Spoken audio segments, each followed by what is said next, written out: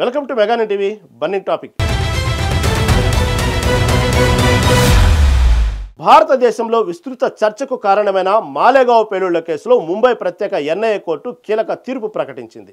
సుదీర్ఘ విచారణలు, లోతైన వాదనలు నిందితులను నిర్దోషులుగా ప్రకటించింది.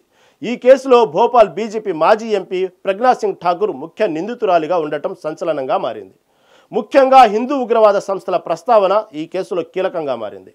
అసలు ఈ మాలేగావ్ పేలుళ్ల కేసు నేపథ్యం ఏమిటి? ప్రజ్ఞా సింగ్ ఠాకూర్కి ఈ కేసుతో సంబంధం ఏమిటి? కోర్టు ఈ తీర్పును ఎందుకు ఇచ్చింది?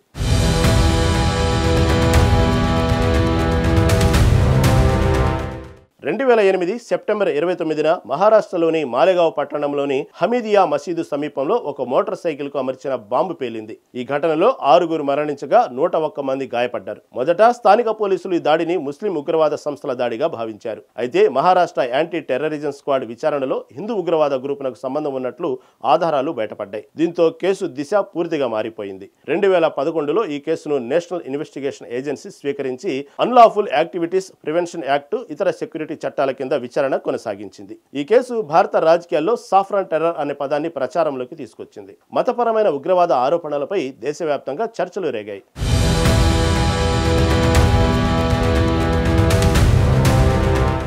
ప్రజ్ఞా సింగ్ ఠాకూర్ మాజీ ఎంపీ, హిందూ సన్యాసిని, హిందూ జాగరణ సమితి సభ్యురాలు. ఈ కేసులో ముఖ్య నిందితురాలిగా ఆరోపణలు ఎదుర్కొన్నారు. పేలుడు ఘటనలో ఉపయోగించిన మోటార్ సైకిల్ ఆమె పేరిట రిజిస్టర్ అయినట్లు ఏటీఎస్ గుర్తించింది. 2008 అక్టోబర్లో ఆమెను అరెస్టు చేసి కేసు నమోదు చేశారు. ఆమెతో పాటు పలువురిని నిందితులుగా చేర్చింది. ప్రజ్ఞా ఠాకూర్ 2017లో బాంబే హైకోర్టు నుంచి బెయిల్ పొందారు. 2019లో ఆమె భోపాల్ నుంచి బీజేపీ తరఫున లోక్సభ ఎన్నికల్లో పోటీ చేసి గెలిచారు. ఆమె తనపై రాజకీయ కుట్ర జరిగిందని, తాను అమాయకురాలని నిరంతరం వాదించారు.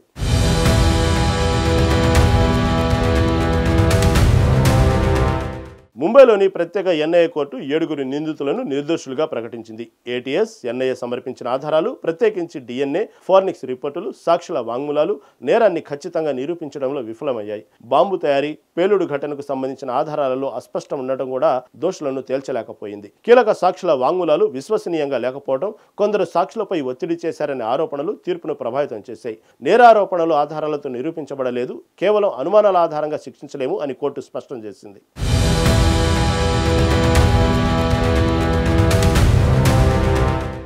ఎన్ఐఏ ఆడియో రికార్డింగ్లు, వీడియో ఆధారాలు, బాంబు తయారీకి సంబంధించిన ల్యాబ్ రిపోర్టులను సమర్పించిన ఈ ఆధారాలు న్యాయపరంగా నేరాన్ని నిర్ధారించడానికి సరిపోలేదని కోర్టు తీర్పునిచ్చింది. అయితే మాలేగావ్ పేలుళ్ల కేసు తీర్పు న్యాయ వ్యవస్థపై ప్రశ్నలు లేవనెత్తుతుందని, బాధితులకు న్యాయం జరగలేదని ఏఐఎంఐఎం నాయకుడు అసదుద్దీన్ ఓవైసీ ఎక్స్లో పోస్టు పెట్టారు.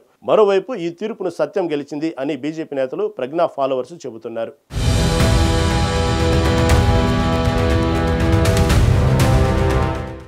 మాలేగావ్ పేలుళ్ల కేసు భారత రాజకీయాల్లో కీలకంగా నిలిచింది.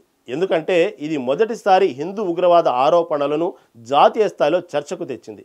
ఈ కేసు సమయంలో సాఫ్రాన్ టెర్రర్ అనే పదం రాజకీయ వర్గాల్లో వివాదాస్పదమై హిందూ జాతీయవాద సంస్థలు దీనిని తమపై రాజకీయ కుట్రగా ఆరోపించాయి. ఈ కేసు విచారణలో రాజకీయ జోక్యం ఆరోపణలు ముఖ్యంగా 2014 తర్వాత బీజేపీ ప్రభుత్వం అధికారంలోకి వచ్చిన తర్వాత తీవ్రంగా వినిపించాయి.